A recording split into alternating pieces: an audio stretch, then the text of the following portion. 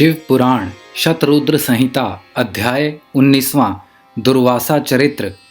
नंदीश्वर बोले, हे महामुने, परम तेजस्वी तपस्वी महर्षि अत्रि जो देवी अनुसुईया के पुत्र थे, ब्रह्मा जी की आज्ञा से ऋक्षकुल नामक पर्वत पर, जो कि विंध्याचल के पास में स्थित था, पुत्र की कामना से घोर तपस्या की। उनकी तपस्या दिन प्रतिदिन और भीषण होती जा रही थी, जिससे तेज अग्नि की ज्वाला प्रकट हुई और उसमें सब लोग जलने लगे। तब सब देवताओं ने मिलकर ब्रह्मा जी से प्रार्थना की। ब्रह्मा जी सब देवताओं को साथ लेकर भगवान श्री हरि विष्णु की शरण में गए। वहां उन्होंने विष्णु जी को महर्षि अत्रि की तपस्या से उत्पन्न ज्वाला के विषय में बताया। तब श्री हरि बोले कि परमेश्वर भगवान शिव ही इस समस्या को दूर कर सकते हैं, इसीलिए हमें उनकी शरण में जाना चाहिए। तत्पश्चात श्री हरि ब्रह्मा जी व अन्य देवताओं को साथ लेकर भगवान शिव की शरण में गए। कैलाश पर्वत पर पहुंचकर सबने त्रिलोकीनाथ भगवान शिव को नमस्कार किया और उनकी स्तुति करने लगे। उन्होंने महादेव जी को अत्रि मुनि की तपस्या के बारे में बताया। तत्पश्चात तीनों ब्रह्मा, विष्णु और शिव जी अत्रि मुनि को वरदान देने के लिए गए।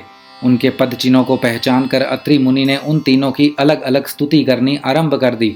अत्रि बोले, हे ब्रह्मा, विष्णु, शिव, आप सभी इस संसार में सबके लिए आदरणीय और पूजनीय हैं। आप सबके ईश्वर हैं और इस सृष्टि का सृजन, रक्षा और विनाश करने वाले हैं।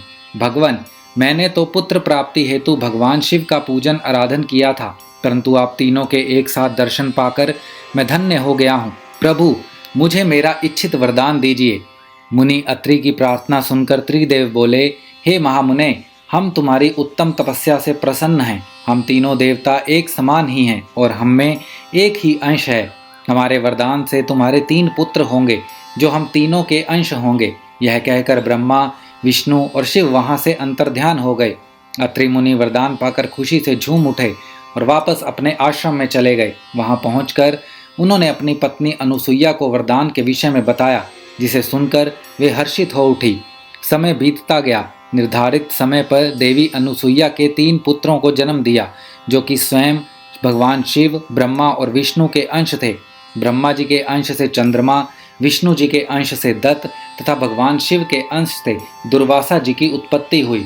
दुर्वासा जी ने सूर्य वंश में उत्पन्न राजा अम्बरीश, जो कि सप्तद्वीप के स्वामी थे, की परीक्षा ली।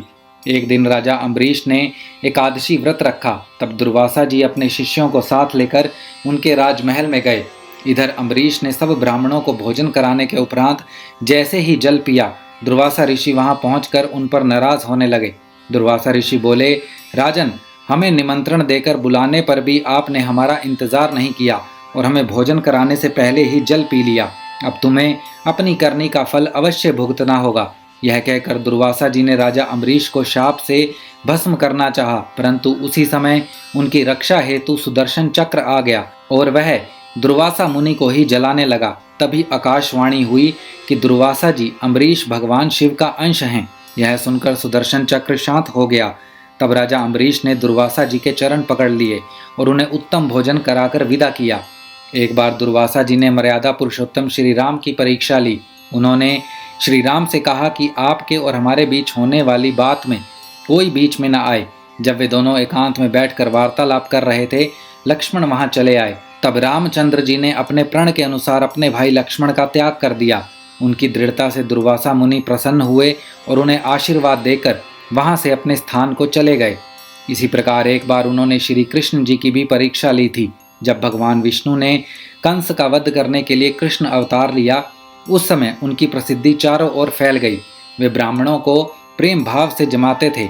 उनकी ख्याति के कारण एक बार दुर्वासा जी कृष्ण की परीक्षा लेने के लिए पहुंच गए।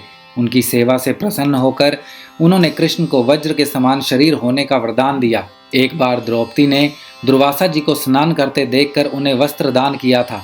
तब उसके फलस्वरूप दुर्वासा जी ने उन्हें वरदान दिया था कि जब तुम पर विपत्ति आएगी तो यह वस्त्र बढ़कर तुम्हारी रक्षा करेगा। और दुर्योधन द्वारा किए गए चीर हरण के समय उसी वरदान ने उनकी रक्षा की थी। इस प्रकार मुनि दुर्वासा ने अनेकों वरदानों से प्राणियों की रक्षा की। शतरुद्र संहिता अध्याय 19वां समाप्त।